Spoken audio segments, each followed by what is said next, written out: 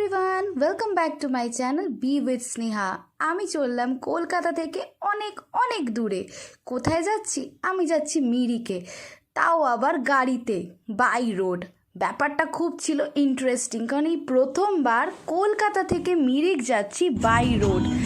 ব্যাপারটা যতটা মনে হয়েছিল, প্রথম যখন শুনেছিলাম তখন মনে হয়েছিল প্রচণ্ড টায়ার্ড হয়ে যাব, এতটা জার্নি আছে।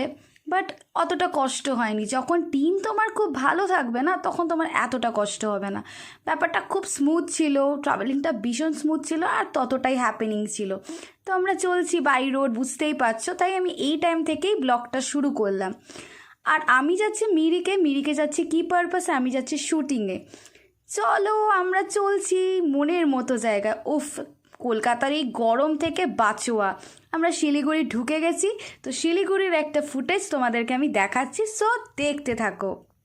কলকাতার ওই প্রচণ্ড গরম থেকে আর যখন পাহাড়, ও মাই গড, মনটা হয়ে যায় একদম খুশি। কারণ বুঝতেই পারছো, অত গরম ছিল কলকাতার, ততটাই ঠান্ডা পাবো পাহাড়ে। আর আমার কাছে এই এক্সপিরিয়েন্সটা খুব নতুন ছিল, কারণ এর আগে আমি কলকাতার বাইরে হয়তো অনেক জায়গায় শ্যুট করেছি, কিন্তু পাহাড়ে গিয়ে কোনোদিন আমি শ্যুট করিনি। এই ফার্স্ট টাইম আমি চললাম পাহাড়ে ফর শ্যুট। আর পাহাড় যাওয়া মানে, যতবার গেছি বাড়ির লোকের সাথে গেছি, তাও অনেক ছোটোবেলার। আর এই বড়োবেলায় প্রথমবার যাচ্ছি শ্যুটে। কি ব্যাপারটা ভীষণ থ্রিলিং ছিল আর ভীষণ মজা ছিল। কারণ বুঝতেই পারছো, ট্রেনে যাইনি, গাড়িতে গেছি, তাই পুরো প্রকৃতির মজাটা নিতে নিতে গেছি। সো দেখতে থাকো, তোমাদেরও ভাল লাগবে। আর বুঝতেই পারছো, এত গরমে যদি এগুলো দেখো, তা আরও মন খুশি হয়ে যাবে। সো দেখতে থাকো, আমার সাথে চলতে থাকো। যখন এই ওয়েদারটা পারছিলাম না, তখন আমার মনে একটাই গুনগুন হচ্ছিল যে বলি লা লা লা লা লা লা লা লা লা লা, এরকম ফিলিং হচ্ছিল। কারণ ভীষণ ভালো লাগছিলো। এত গরম থেকে যদি মুক্তি পায় কেউ পাহাড়ে গিয়ে, সো তো ভীষণ ভীষণ ভালো লাগছিলো। দেখো কি সুন্দর জায়গা। আর আমার তো ভীষণ ভালো লাগছিলো, আর টায়ার্ডনেসটা যতটা ছিল পুরোটাই কেটে গেছে। আর ব্যাপারটা বুঝতেই পারছো, শ্যুটিং করতে হবে। আর তোমার যখন তুমি মনের মতো জায়গায় যাবে না, যে তোমার কোনো টায়ার্ড ফিল হচ্ছে না, তোমার কাজটাও তখন দেখবে ভীষণ ভালো হবে। আর আমরা যেই জায়গাটাও গেছিলাম, সেই জায়গাটাও ভীষণ সুন্দর ছিল। সো দেখতে থাকো আর এনজয় করতে থাকো।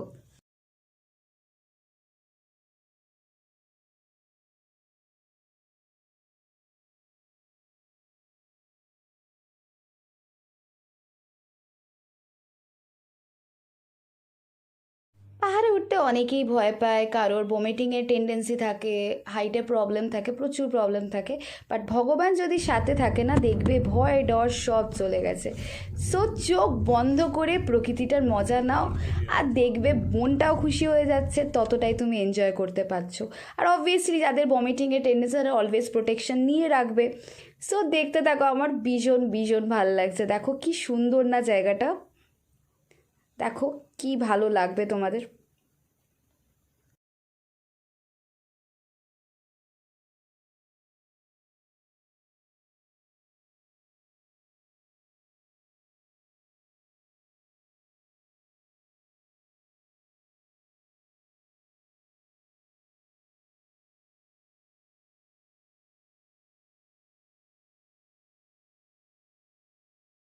আমার তো মনে মনে হচ্ছিল, যদি হয় এই পথটা যেন শেষ নয়, আমরা চলতেই থাকি চলতেই থাকি আর এনজয় করতেই থাকি। ভীষণ ভালো লাগছিল। দেখো আস্তে আস্তে আস্তে আমরা পাহাড়ের দিকে রওনা দিচ্ছিলাম, আর আমার ভীষণ ভালো লাগছিল। তো আমি চেষ্টা করেছি ছোট ছোট ক্লিপ তোলার, সব তোলা পসিবল হয়নি, কারণ বুঝতেই পারছো শ্যুটিংয়ের জন্য গেছি, তো অনেক সময় ডিরেক্টররা মানা করে যে শ্যুটিংয়ের ফুটেজ তোলা যাবে না।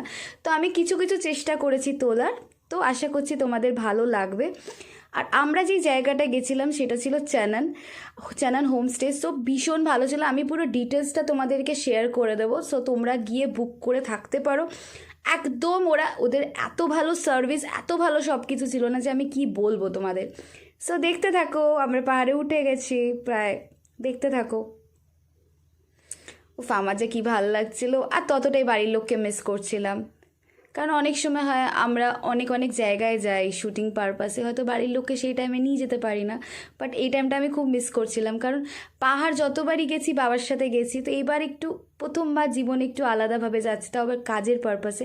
ভীষণ ভালো লাগছিল। দেখো কি সুন্দর না, নিস্তব্ধ, শান্তি।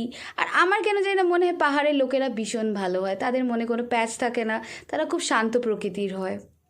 ভীষণ ভালো লাগছে, দেখো কি সুন্দর আমরা যাচ্ছি।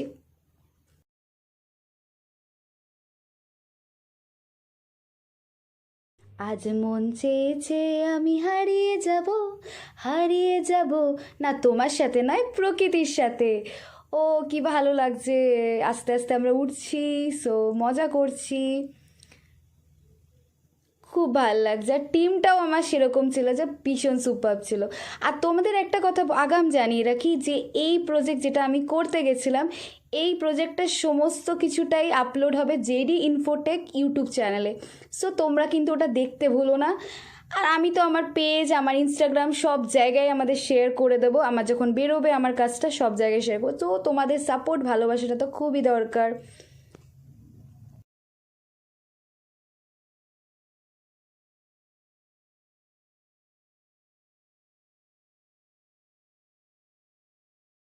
আর শ্যুটিং করতে গিয়ে এত মজার মজার জিনিস ঘটে না, কখনো আমরা দেখেছি শ্যুটিং পারপাসে গিয়ে পুরো মেঘে ঢেকে গেছে, আবার দেখেছি কখনো মেঘ রিমুভ হয়ে গেছে। সো মানে প্রত্যেকটা, ইভেন আমরা শিলাবৃষ্টিও পেয়েছি। সো বলেন এটা লাকের ব্যাপার। তো কাজ করতে গিয়ে যদি কিছু ইন্টারেস্টিংই না ঘটে তাহলে মনে কি করে রাখবো। আমরা তো যাই কাজে অনেক জায়গায়, কিন্তু কিছু কিছু জায়গায় হয় না যে মন ছুঁয়ে যায়। এক্স্যাক্টলি এটা আমার হয়েছিল, কারণ আমি প্রথমবার পাহাড় গেছি ফার্স্ট শ্যুটিং পারপাস।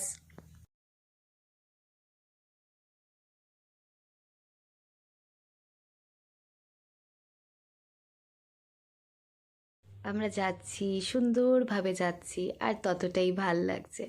আর মনে মনে ভাবছি যে এই গানটাই মাথায় ঘুরছে, হে হাসি বাদিয়া এই খোলা আসমা আ গয়ে হাম কাহাঁ এ মেরি সাজনা। এটাই মনে মনে আমার গুনগুন হচ্ছিল। আর তখন যখন আমরা যাচ্ছিলাম তখন অলমোস্ট কটা বাজে, 7টা 8টা বাজতে যায়, কারণ পুরো রাতটাই আমরা ট্রাভেল করেছি, একটুও কষ্ট হয়নি। তোমরাও যারা মনে করছো ট্রেনে যাবে না, বাই রোড যাবে, তোমরা যেতেই পারো, কারণ জীবনে প্রথম প্রথম রিস্ক তো নিতেই হবে না, সো নিতেই পারো।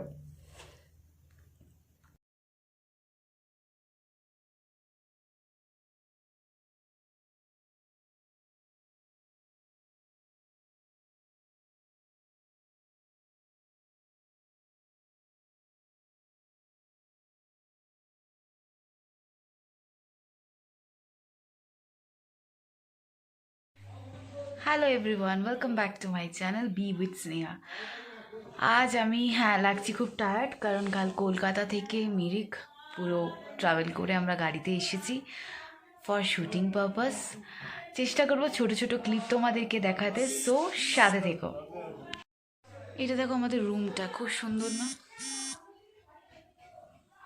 এখানে একটু নেটওয়ার্কের ইস্যু আছে, আর তোমার কারেন্ট চলে যাচ্ছে বারবার। বাকি অ্যাটমসফিয়ারটা ভীষণ কোজি, আমার তো ভীষণ ভালো লেগেছে। এর ভিউটা দেখিয়ে নি, চারিদিকে দেখেছো কেমন কুয়াশায় ভর্তি হয়ে গেছে, মেঘে পুরো ঢেকে গেছে পাহাড়টা। খুব সুন্দর একটা পরিবেশ, কত দিন পর আমি পাহাড়ে এলাম। আমরা যে বিল্ডিংটায় থাকছি এটা এখানে। আমরা লোকেশনে পৌঁছে গেছিলাম, লোকেশন ছিল চানান হোমস্টে।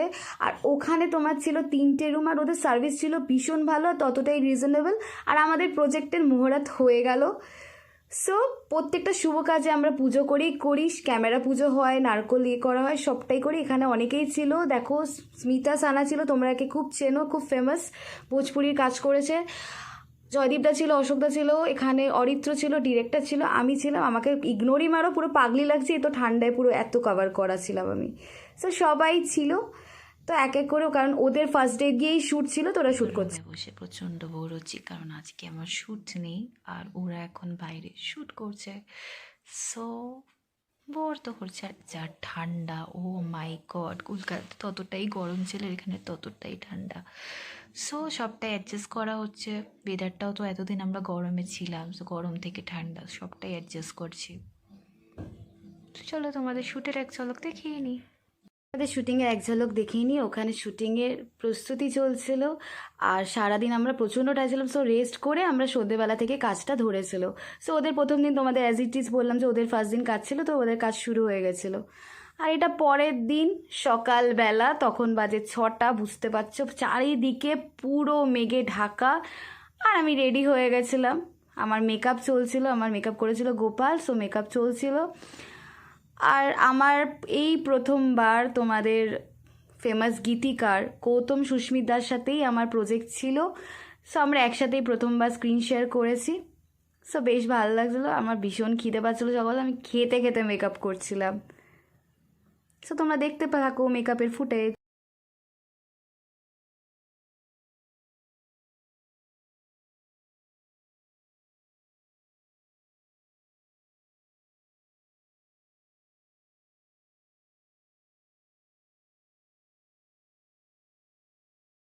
আর এটা যদি কলকাতায় শ্যুট করতাম তাহলে প্রচণ্ড টায়ার্ড লাগতো, যেহেতু পাহাড়ে শ্যুট করছি তাই টায়ার্ডনেসটা কোথাও গিয়ে যেন আর লাগছিলই না, কারণ ওয়েদার ছিল ফুরফুরে। সো আমি রেডি হচ্ছিলাম, আমার এই লুকটা যে ফার্স্ট টাইম করেছিলাম, এই লুকটা, এই প্রজেক্টটা আসবে হচ্ছে জেডি ইনফোটেকে, তোমাদের ভীষণ ভালো লাগবে।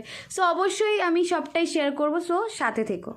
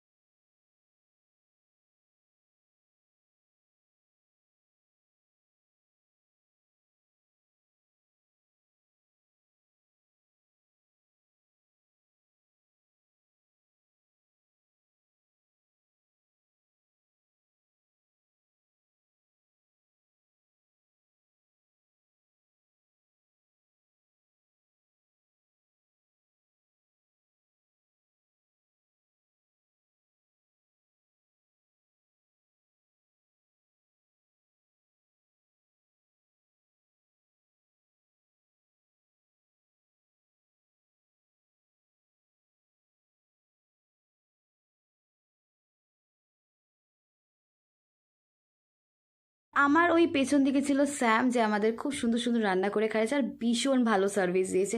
তো জানান তোমাদের যাওয়াই উচিত, জানান হোমস্টে যাওয়াই উচিত, আমি ডিটেলসটা শেয়ার করে দেবো, খুব ভালো লাগবে। 4-5 দিনের জন্য যদি এরকম একটা জায়গায় যাও খুব ভালো লাগবে, সো তোমরা গিয়ে দেখতে পারো।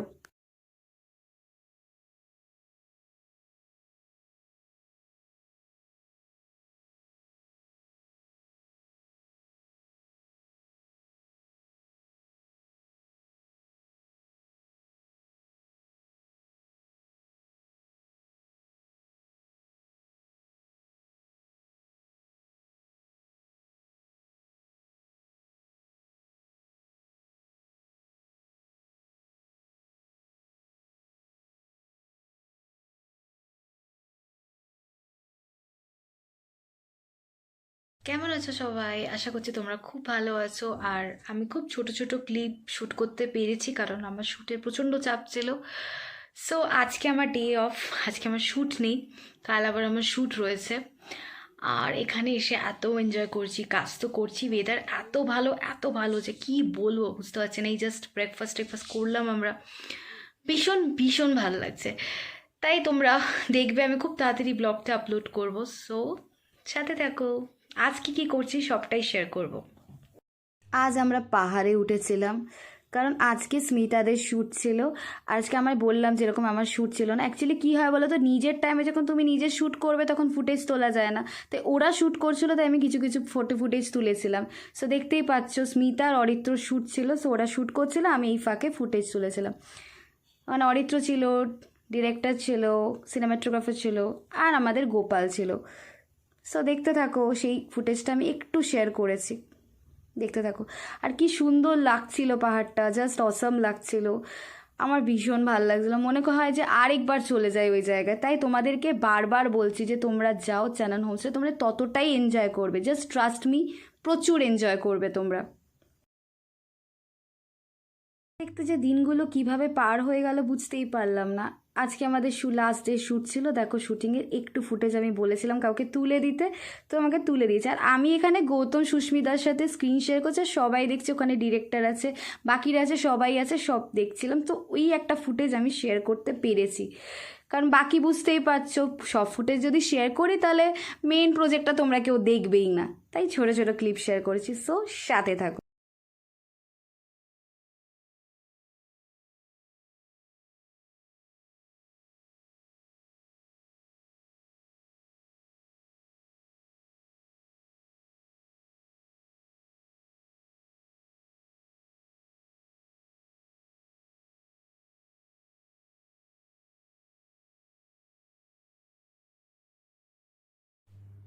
একদিকে মেকআপ চলছে, একদিকে আমাদের শ্যুট চলছে।